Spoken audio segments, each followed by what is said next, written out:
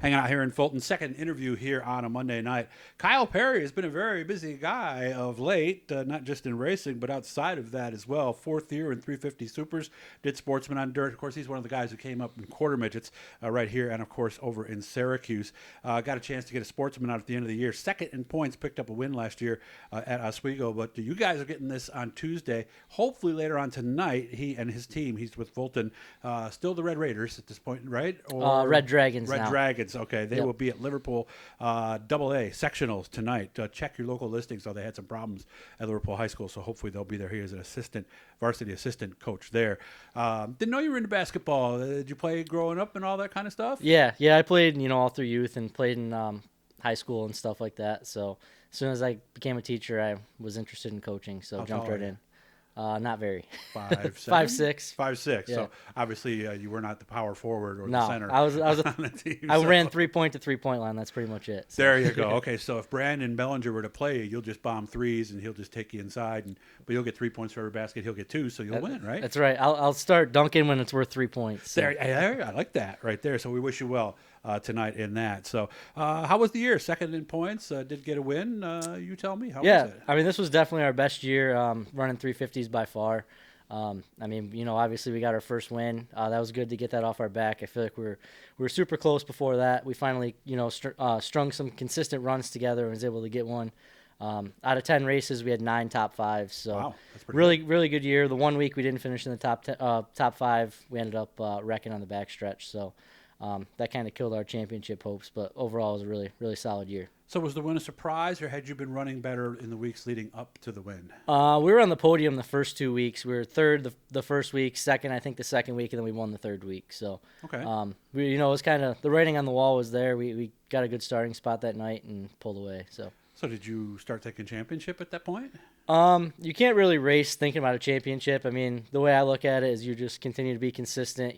Put your best foot forward and finish races. In the top 5 on the podium every week. Then the championship will come with that. So I didn't really start thinking about that until, the end, and when I guess we were close. But did you even lead the points at any point? Yeah, we led it for a good 3 or 4 weeks in the middle of the season there, right before we wrecked, and then that kind of took a little bit of our momentum away. But yeah, because some guys will tell me that, like you said, you don't want to think about it, but when you are leading, people kind of point that out to you, don't they? Yeah, I mean, people would mention it. The couple weeks we were leading, and I was like, it's June. I'm not worried about that right now. I'll worry about that in August. But like I said, our goal was to come to the track every week and put it on the podium and kind of let the chips fall where they may after that. So okay, how bad was the wreck?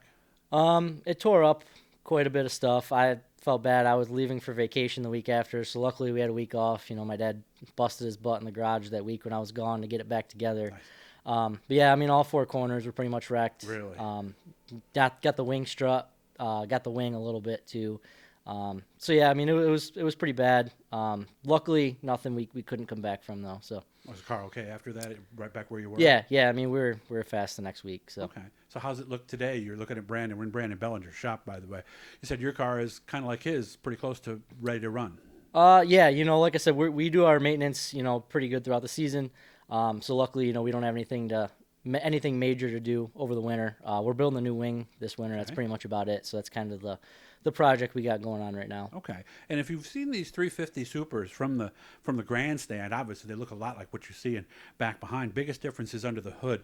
The 604 crate, do we do much to that? I mean, are these sealed? Or are they dynoed? You just buy them right out of the crate and put them in? So they're sealed. Yeah, they're box stock. Can't do anything to them. A couple of things, you can change the oil pan. They're letting guys change the oil pan, run the 6.5 inches to the 7-inch oil pan, but ours is box stock. So no sump system then? No, ours is box stock. I mean, Gotcha. you can get it from GM and ship it to you, and that's what we got. The baffles to keep it from starving the left side of the motor when you go in the corners, and that's about it. So, okay. And I didn't know this because I've talked to some of the folks with the 350 Smack Tour. That's the biggest difference is the engines. Yeah, they kind of have a open motor. It's kind of hybrid. They have like a half sealed 604, the other half they can kind of build up. So like a bottom half, top half thing? Yeah, so ours are strictly sealed, and theirs they can kind of massage them a little bit. So. Okay. Would it be obvious if you were next to one of them going around the track? Would we notice a difference?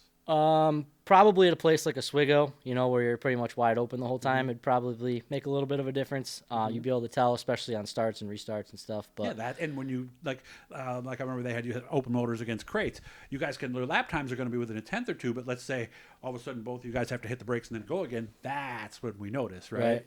But on smaller tracks, a place like Evans Mills or Star, you probably wouldn't be able to tell that much of a difference. Okay, all right. How much you get out of those? You looking several seasons? Well, this is our 4th season running it, so I don't know. Hopefully, it lasts another season. So okay. And can you do the things like checking bearings and things like that? You basically just change the oil and just change the oil, valve springs, and that's it. Yeah. How often are you changing valve springs? I know the Sportsmen do it like every 3-4 races, 5 races. Yeah, I think like we'll change them around mid-season if we don't have a problem, and then that's it. So. Do you notice because I've heard some people say you can kind of feel that the power's not there. People who've run into that for the first time and go, "Oh, really? I have to change the valve springs? I didn't know that." Yeah, no, not really. You can't really tell that. There's not that much noticeable of a difference. You're pretty much wide open all the way around Oswego anyway. So. And they tell you the certain GM springs to use, right? Yeah. So okay. So what is the division looking like now? I guess I kind of thought it was going to grow a little bit more than what it did. Any thoughts on that? Because I thought that was going to be maybe the division with the most cars here in a few years at Oswego. Yeah, I still think that there's potential for it to grow. There's some new cars coming out. Good. The biggest thing, I just think the way the economy is, every type of racing right now is super expensive. So it's external factors, not the car. Yeah, and putting tires on, compared to getting like a Sportsman or whatever, putting tires on every week, well, they limit you to how many tires you can put on. It still is kind of a financial burden for some people. So. And it's a thinner tire than what the Supers run. Yeah, right? yeah, narrower tire. Yeah. Harder too. So all 3 of them are the left front, the right front, and the left rear, all the same compound. We have a harder right rear. So. Okay. Well, that makes sense. Yeah. So okay. Why? How do they determine the limits? Can you only buy so many? Yes, you can only buy so many tires per season. So you kind of ration it. If you can put on 2 each week, or if you buy 4 one week and none the next, you kind of ration it to. Does that affect your ability to practice and get data sometimes? No, so you have some practice tires. Our tires, honestly, I feel like our car handles a little bit better and feels a little bit better on tires with a week on them compared to brand new tires. Okay.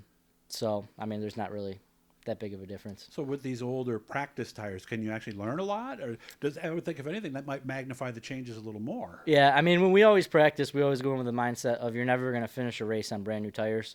So if you can get your car going on old tires, you're probably gonna be pretty good when you put the new ones on. Okay. Strictly Oswego this year. You mentioned you may be doing some Sportsman racing on Fridays. Yeah, so we're gonna focus on Oswego. Our priority is gonna be to run for a championship at Oswego. We do have a Sportsman we got out at the end of last year. We're gonna run Utica some Friday nights, and maybe Fulton when Oswego's off. Okay. How do you do when you get back in the Sportsman now after being primarily an asphalt guy? It was definitely different the first couple times getting back in, just kind of telling myself to not drive it like a asphalt car. I was kind of around the bottom. Yeah. But, when the track slicked off, we were like in the top 5 in Speedwise Outlaw Weekend. So unfortunately, we broke the transmission before we could race. But only about 2 minutes left, so I'm going to try to go a little quicker here. When you were doing Sportsman 3 or 4 years ago, had they switched to the left side panhard and the short rods and all that? So just as we were getting out of it, just as we were getting the 350 together, they started with the left side stuff. So I got an opportunity to run Jeremy Dygert's 358 one night over COVID, and I practiced that, and we were second fastest to Larry my first time. He had in it, that stuff. Yeah, and that was the first time I ever drove left side. Okay. So I was like, the next dirt car I'm getting has got to have that. It was like night and day difference. So you don't have that now? No, we do. You do? Yeah, we do have the left side stuff in there now. And to simplify, some of the guys have said just drive it like you're mad at it almost, right? Yeah, you're definitely like, there's a lot more grip. Even going through the slick and stuff, it's hard to spin the tires. The black and the thing just squats and the left front picks up, and I'm like, how is it doing that? Yeah, there's definitely a lot more grip compared to when we were running it 3-4 years ago with the right side panhard rod. So. All right. Well, I'll make sure I get over there. We'll go around your car here sometime soon after playoffs. Hopefully playoffs will keep going for a while though for you. Hopefully. And hopefully many more weeks he'll still be working. So again, tonight at Liverpool, check your local listings though, because again they had some internet issues and some things going on at the school. So I'm not sure if they'll actually do that game tonight at Liverpool. They might have to make it someplace else. But I appreciate you showing up. It was nice that you made it. Practice got done early. So good luck, and please keep in touch this year. Thank you. All right, guys, make sure to subscribe, turn on the likes, hit the notifications, and check out Garofalo's right on Division Street, right in Oswego. Check out all your stuff. We got subs there the other night. Oh, man, they were so good. And they have Fago Red Pop. So make sure to go in there and get that. Also, don't buy the Red Pop. Save it for me. Good to see you, Kyle.